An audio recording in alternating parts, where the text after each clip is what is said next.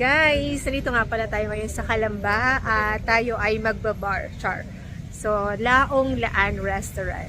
Pasok tayo guys. So, ayan siya. Isa siyang kubo. Ito yung mga nasa labas. Parang sarado naman. Charot.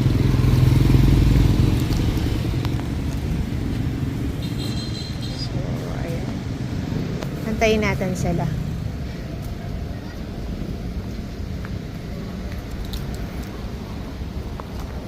Welcome to Hazel Vlog. Sabi ko, ano sabi mo? Hazel Daily Vlog. Welcome to Hazel Daily Vlog.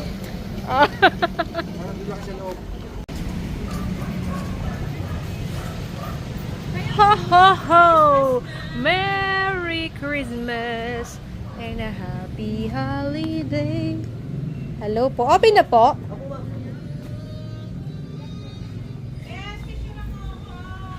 Oo, sige te. Ako ba? Uy, ang galing naman ito. Oh, si Catriona. Bongga. Saan tayo, Bes? Bes? Saan tayo? Dito na lang? Sige, dito na lang. Pwede kumanta? Pwede kumanta?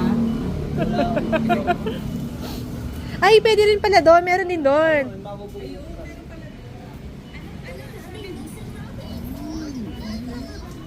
Ah. Okay.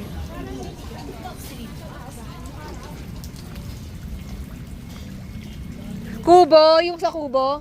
Sa Lukban. Kaya lang iyon, floating naman. Oo. Saan nyo gusto? Parang malamok. Ay, walang lamok. Kapin ako ng lamok.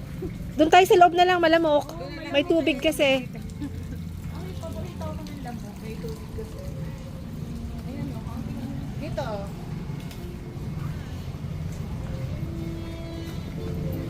Dito na nga lang tayo, ate. Sa gitna, sa punong ano, sarap. Pwede ka okay.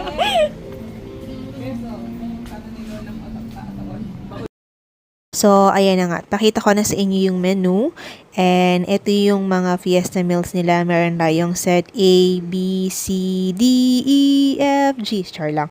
Actually, hanggang set E lang talaga siya. So, I think ang orderin namin is itong set A. Kasi dun sa set A, ang mga nandun is mga favorite ko din talaga. Let me show you. So, may lechong kawale, gambas, chop suey, rice, tapos may coke na din. So, pwede rin naman tayong umorder na itong sa mga a la carte. Pero, I think best option na rin talaga namin is yung set na.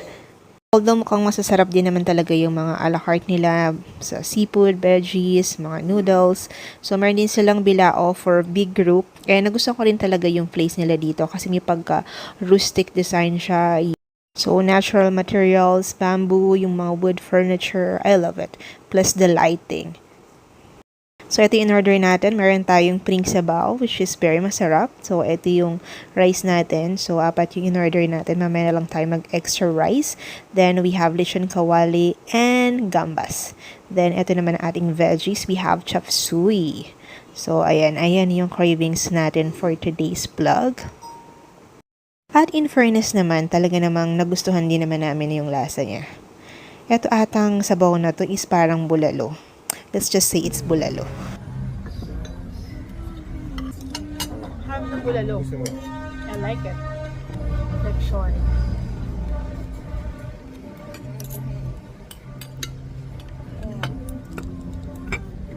Anong sabaw, malalasahan mo. Bukod ko na lang sa'yo.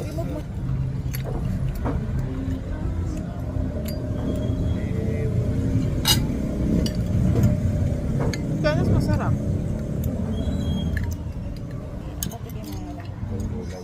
Hindi na uso yung bimbo. Nung napunta ako dito sa Mahihap sa Laguna, hindi ako dati kumakain sinantilan. Ngayon, masarap, masarap. Paborito ko na ngayon. Masarap na. Masarap Yun na sila nga pala naging dito. paborito ko. Pero no, hindi mo pa talaga Tapos natin. Hindi pa. Nung na-try mo na. Oo. Diba? Hindi pa ako na-try sa Mahihap. Naiyak ako. Magluluto sila ng pako. Sabi ko, panglagay sa bulak ng patay yun. Hindi ko nakakain. Iba pala yun. Pinagtatawanan ako ng biyanan ko eh. Sarap siya, guys. So, that's it. Thank you for watching. Bye for now.